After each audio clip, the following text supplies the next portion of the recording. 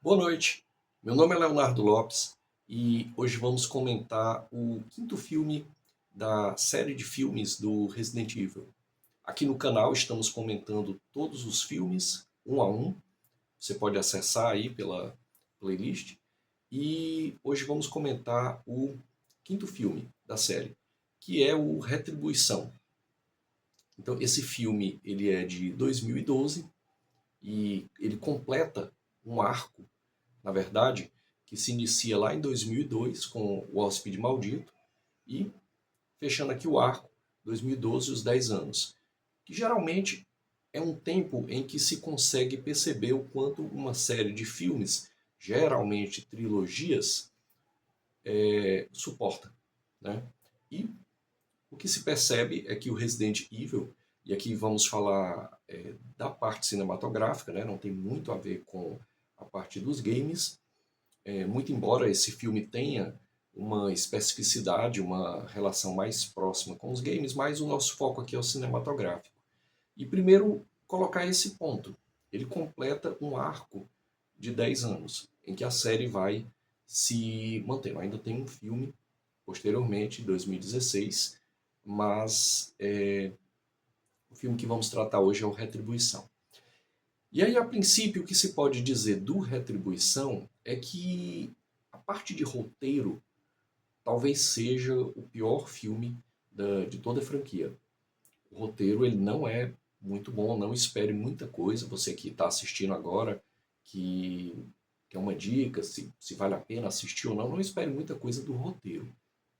Na verdade, o filme pode ser dividido em três partes.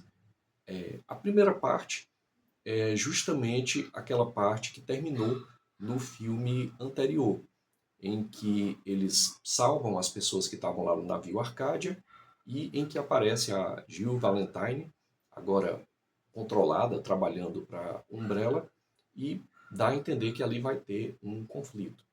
Então, nesse filme, a gente percebe que houve realmente esse conflito, aqueles sobreviventes do navio Arcadia morreram e houve uma grande batalha ali, isso é mostrado, aliás, em uma narrativa visual muito interessante. Começa mostrando de trás para frente, depois tem a clássica fala da Alice, em que ela explica a origem da coisa toda, e depois faz a volta do início até o fim. Tem um jogo de narrativa visual bem interessante. Do fim para o começo, do começo para o fim, e a fala entrecortada pela fala da Alice. Isso tudo lá ainda no navio Arcadia, né? Faz a ligação com o filme anterior.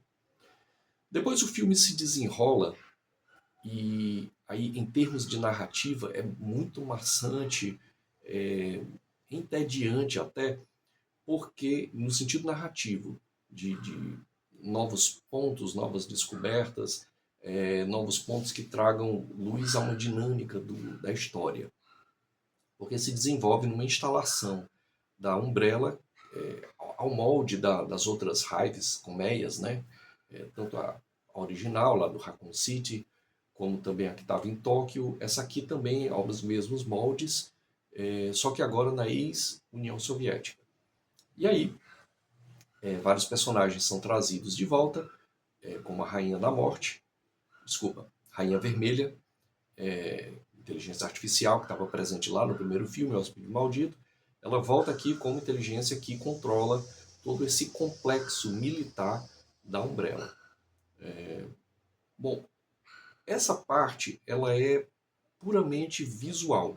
Por quê? Porque existem vários cenários que eles dividem como países, tem Berlim, Rússia, entre outros, e em cada cenário, Nova York também, em cada cenário desses ocorrem simulações.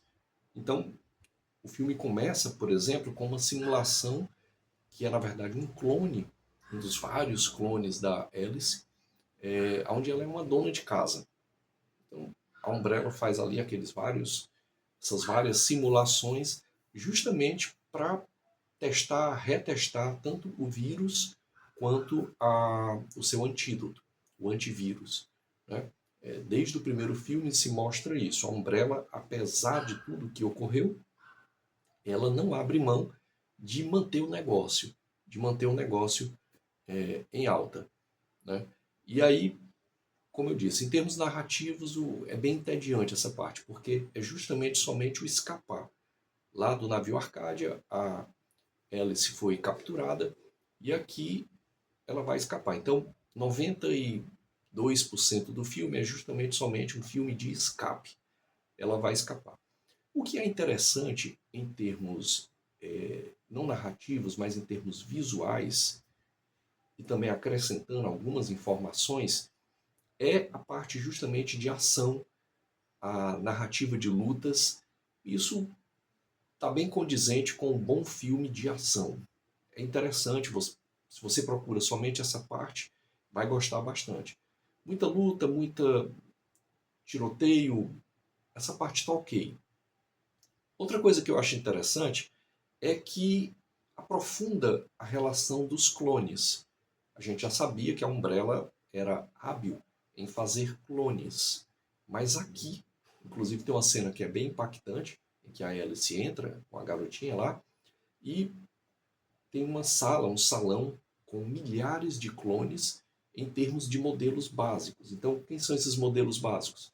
São aquela equipe que participou lá do Hóspede Maldito, e personagens como o Oliveira, né, Carlos Oliveira, a personagem lá da Michelle Rodrigues, enfim. São milhares e milhares de clones, afora os vários milhares de clones da Alice. Né? Tudo isso a Umbrella fazendo para testar e retestar. E aí, nessa parte, que é a segunda parte, que é a parte mais visual, mistura-se um pouco com os games. O filme, inclusive, ele fica com uma pegada mais gamificada. E aí você tem personagens que são introduzidos, né? Eu sempre tenho a impressão do Resident Evil que ele fugiu, o Paul W.S. Anderson, né? Que é o criador, ele fugiu um tanto quanto dos games, mas ao longo da trajetória desses 10 anos aí, 2002, 2012, no caso aqui do quinto filme, ele tentou volta e meia introduzir elementos dos games. Aqui ele introduz personagens como Leon, a Ada, vai trabalhar bem a questão dos clones, fazendo voltar aquela equipe do primeiro filme, né? Que é interessante do ponto de vista você rever aquele pessoal. Na verdade, não são eles, mas clones deles, né? E aí se torna uma grande correria no sentido de tentar matar a Alice. Em termos de luta, narrativa de luta, visual, é bem interessante uma parte em que na simulação de Nova York, a Alice e a Ada enfrentam aquele personagem que apareceu no filme anterior, que é o Carrasco, né, ou X-Men, né, o Homem Martelo, só que agora ele está ao dobro, quer dizer, o cara já era gigantão, aqui ele está ao dobro e são dois.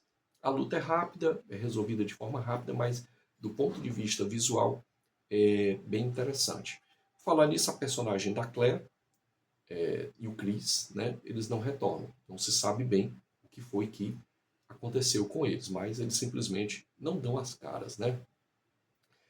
O personagem do filme anterior, o Luther, ele reaparece aqui e a personagem da Jill Valentine, ela vai compor então o antagonismo para com a Alice. No final elas têm uma grande luta, a Alice consegue retirar o mecanismo que estava controlando a Jill e ela volta ao normal.